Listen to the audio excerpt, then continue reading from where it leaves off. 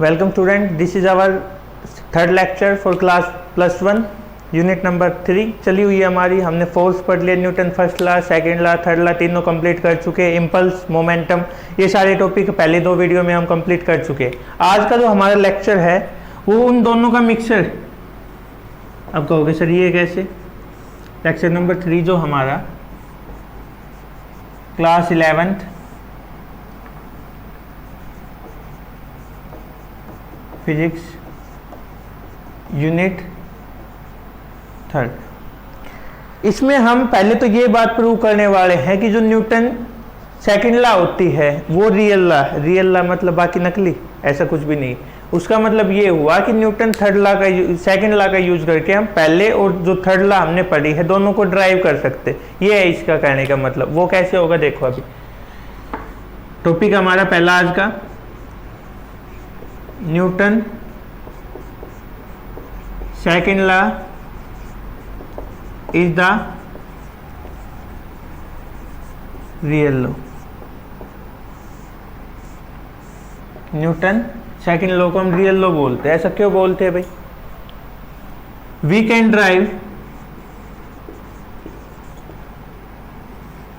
Drive both Newton second law and third law by using Newton's second law। Newton first और second आएगा भाई, first और third. First law and third law by using Newton second law. फर्स्ट है हमारा first law from second law. ठीक है, कैसे होगा? According to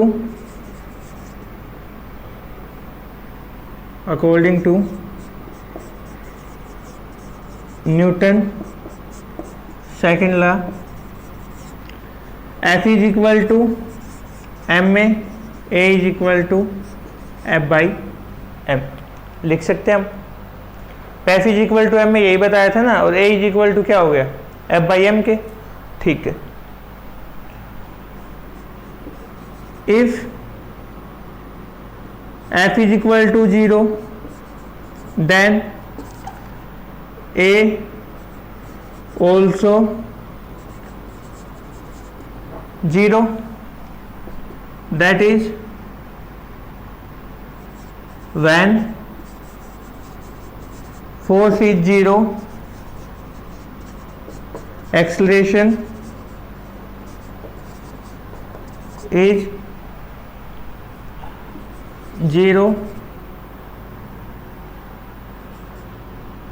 means the body is not changing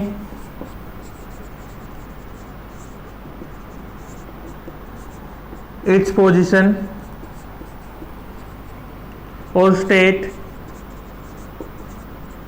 of rest or motion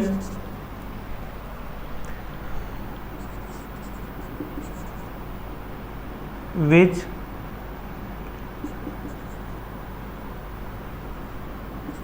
gives a result of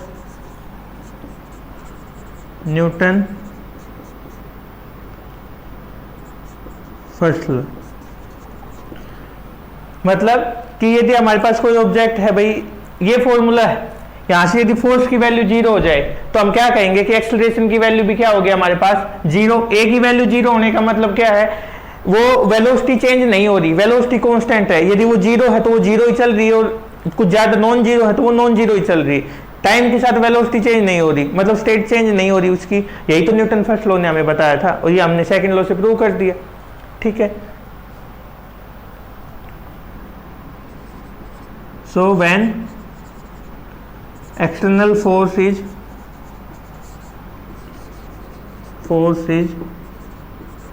zero, a body cannot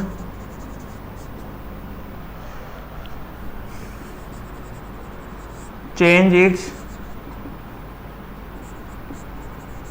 state of rest और motion.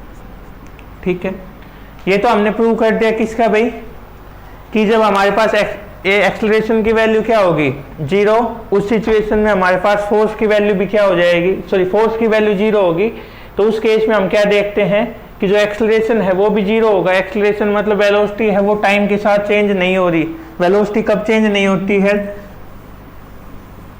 जब भाई कांस्टेंट हो। यदि रेस्ट में है तो वो रेस्ट में ही रहेगा, और मोशन में है तो वो किस में रहेगा, मोशन में। ठीक है, ये तो था हमारे पास फर्स्ट लॉ का प्रूफ सेकंड लॉ का यूज करते हुए। अब हम करते हैं Newton third law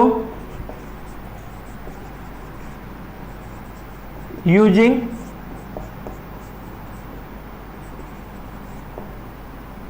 second law. ये हमारे पास, ठीक है, इसको करें। लेट अस कंसीडर, इसको थोड़ा प्रूफ लंबा जाएगा भाई। Let us consider N system, A system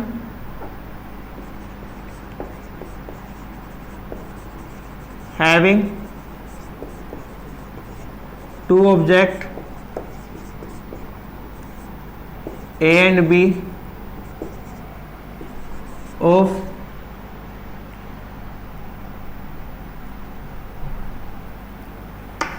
A and B with linear momentum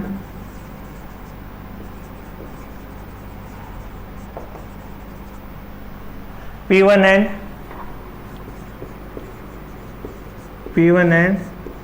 P2। किस तरीके से है भाई, ये A मान लिया हमने, ये B मान लिया,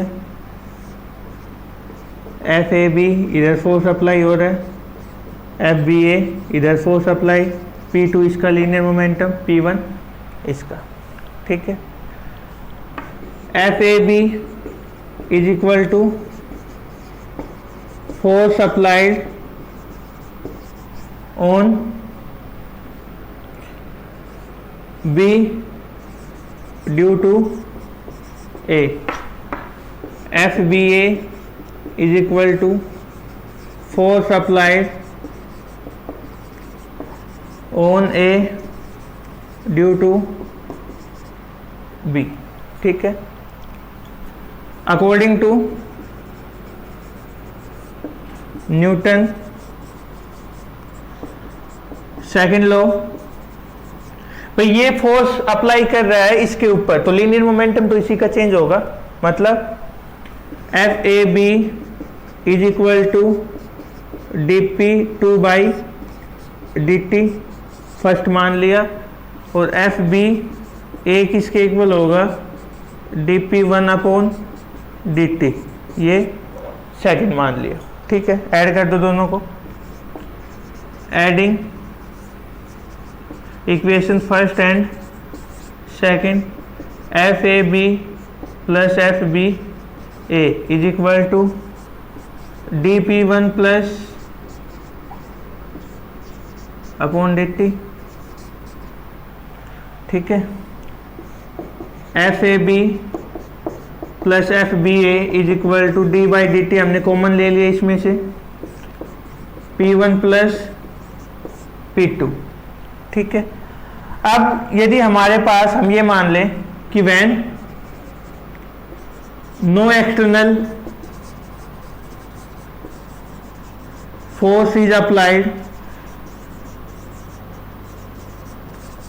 on the system, then linear momentum is conserved, मतलब लीनियर मोमेंटम है वो चेंज नहीं होगा। दैट मीन्स वो लीनियर मोमेंटम चेंज नहीं हो रहा, मतलब टाइम के रेस्पेक्ट में उसका जो डिफरेंशिएशन है वो क्या होगा, जीरो।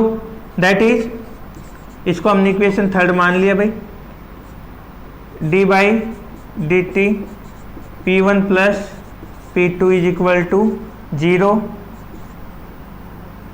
क्यों होगा, क्योंकि P1 प्लस P2 क्या है हमारे पास, कांस्टेंट। ठीक है, अब ये वैल्यू इसमें पुट करते हैं, f a b plus f b a is equal to zero, f a b minus f b a which gives the result of Newton third law. ठीक है, इसमें हमने क्या प्रूव करके दिखा दिया भाई कि हमने किस तरीके से सेकेंड लॉ का यूज करते हुए न्यूटन थर्ड लॉ को प्रूव किया है। न्यूटन थर्ड लॉ को प्रूव कैसे किया, हमने एक सिस्टम मान लिया। सिस्टम किस तरीके से मानना है कि उसमें दो ऑब्जेक्ट दे रखे, ए और बी। ए क्या है हमारे पास, एक ऑब्जेक्ट है जिसका लीनियर मोमेंटम हमने कितना मान लिया, P1 लीनियर मोमेंटम मान लिया उसका, और जो दूसरा ऑब्जेक्ट है बी, उसका लीनियर मोमेंटम हमारे पास कितना है, P2। अब एफ ए बी है फोर्स जो ए अप्लाई कर रहा है बी के ऊपर। एफ बी ए होगा क्या कि जो फोर्स अप्लाई हो रहा है किसके ऊपर, ए के ऊपर, किसके कारण, बी के कारण। ठीक है, ये दोनों आ गए हमारे पास। उसके बाद हमें क्या करना है, दोनों के ऊपर न्यूटन सेकंड लॉ अप्लाई कर देनी, force directly proportional change in linear momentum, यही बताया इसके अंदर हमने। ठीक है, तो ये था, दोनों को इक्वल रख दिया। यदि एक्सटर्नल फोर्स की वैल्यू क्या है, जीरो, तो लीनियर मोमेंटम में कोई भी चेंजमेंट नहीं आ रहा है। लीनियर मोमेंटम में यदि कोई भी चेंजमेंट नहीं है हमारे पास, तो क्या कहेंगे, ये वैल्यू कैसी होगी हमारे पास, कांस्टेंट। जीरो रख दिया, दोनों है नेगेटिव होगा, न्यूटन थर्ड लॉ प्रूव होगी। ठीक है, इस रीजन से हम न्यूटन सेकंड लॉ को क्या बोलते हैं, रियल लॉ बोलते हैं। देखो आगे इसमें,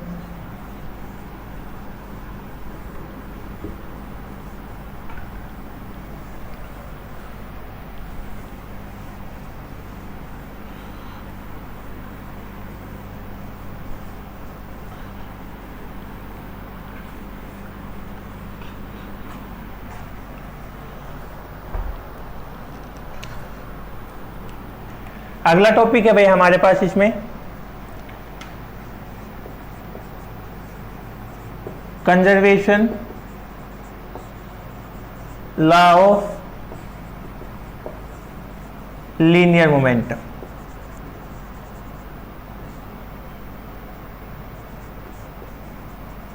conservation law of linear momentum क्या होता है, देखो समझने की कोशिश करो पहले इसको, या पहले चलो लिख देते। According to this law, when no external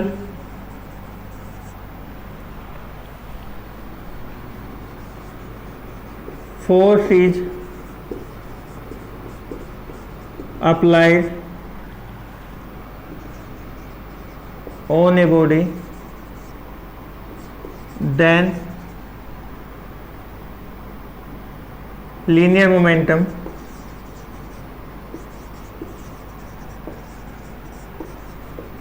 is conserved, is constant।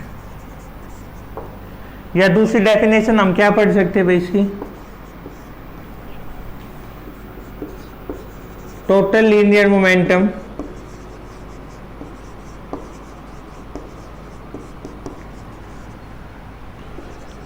of an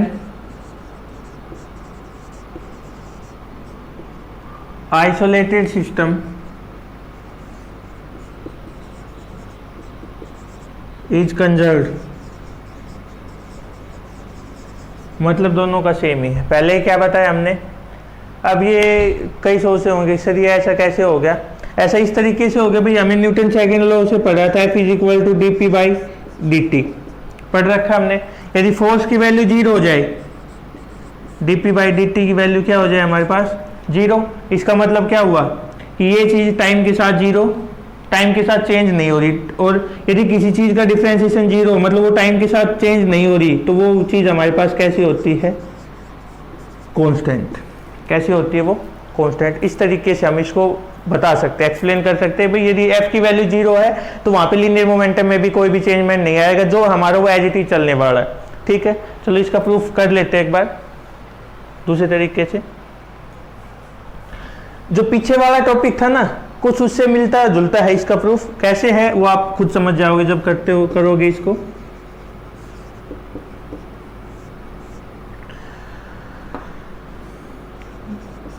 Let us consider a system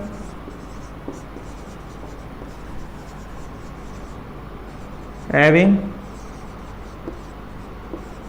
two objects A and B having linear momentum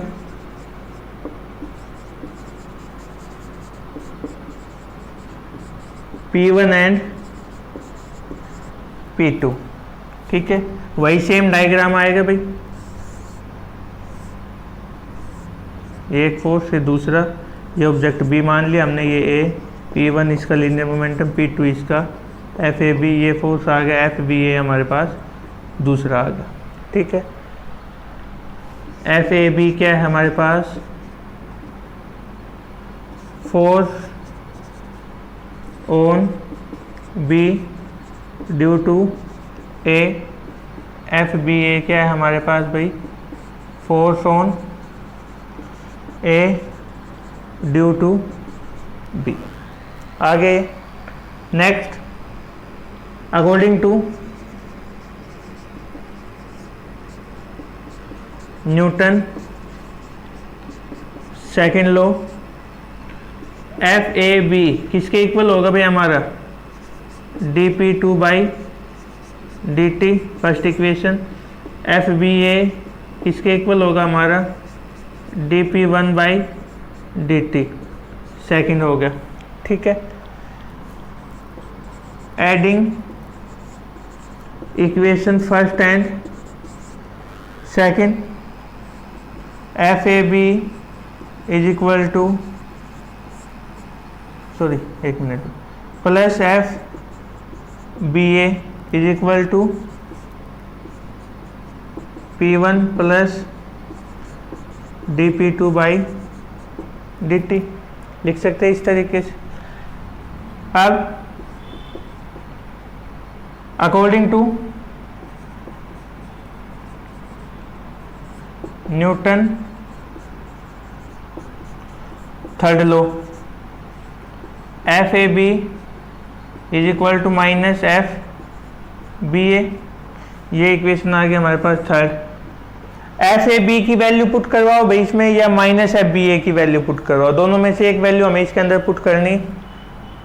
ये 4 यूजिंग थर्ड इन इक्वेशन, या फिर इसको हम ऐसे लिख सकते हैं ना, ये होते हैं हमारे पास FAB प्लस FBA, इसको 4 रहने तो भाई, इज इक्वल टू 0, ये हमने 4 मान ली, यूजिंग 4 इन थर्ड F, ये तो वैल्यू 0 होगी, 0 is equal to d/dt P1 plus P2, common ले लिया मैंने। ठीक है, किसी चीज़ का डिफरेंशिएशन कब 0 होता है, जब वो वैल्यू हमारे पास क्या हो, कांस्टेंट, मतलब P1 plus P2 is equal to constant, मतलब टोटल लीनियर मोमेंटम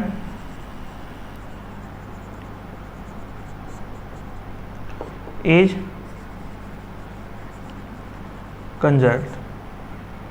ठीक है भाई, हमने क्या मान लिया यहाँ पे, कंजर्वेशन लॉ प्रूव की। कंजर्वेशन लॉ क्या कहती है कि यदि हमारे पास भाई कोई भी एक सिस्टम दे रखा है, सिस्टम किस तरीके से दे रखा है कि उसके अंदर कोई भी बाहर से फोर्स अप्लाई नहीं हो रहा है, हम क्या कहेंगे भाई यदि हमारे पास कोई इस तरीके का सिस्टम है कि उसमें हम बाहर से कोई भी फोर्स अप्लाई नहीं करते हैं, उस जगह पे हम क्या मान के चलेंगे, जो टोटल फोर्स होता है हमारे पास, टोटल फोर्स की जो वैल्यू होगी वो क्या होगी, 0। ठीक है, एक तो ये प्रूव कर दिया हमने। सॉरी, उस जगह पे क्या होगा, लीनियर मोमेंटम हमारा कंजर्व होता है।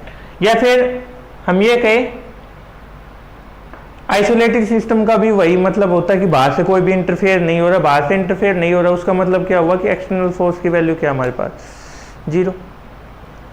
एक सिस्टम मान ले जिसमें दो ऑब्जेक्ट हमारे पास P1 P2, ठीक है, ये यहाँ तक तो एज इट इज चलने वाला है। इसमें एक खासियत है कि पीछे वाला आपको प्रूव करना हो तो आप ये वाला यूज कर सकते हो, वो करना हो तो आप इसका यूज कर सकते हो, ऐसे ही हमने कर रखा है। न्यूटन थर्ड लॉ अप्लाई कर दिया। न्यूटन थर्ड लॉ क्या कहता है, f b is equal to minus f b, इसको इधर लेके जाएंगे, पॉजिटिव वैल्यू क्या होगी 0, यहाँ पे पुट की ये वैल्यू 0। कोई भी किसी भी चीज का डिफरेंशिएशन कब 0 होता है, जब वो वैल्यू क्या हो, कांस्टेंट, ये हमने बता दिया। ठीक है, ये था आपका लेक्चर नंबर 3। इससे अगले में हम इसकी एप्लीकेशन पढ़ने वाले हैं, जो कंजर्वेशन लॉ हमारे पास, इसकी एप्लीकेशन करने वाले हैं अगले। ठीक है, थैंक यू।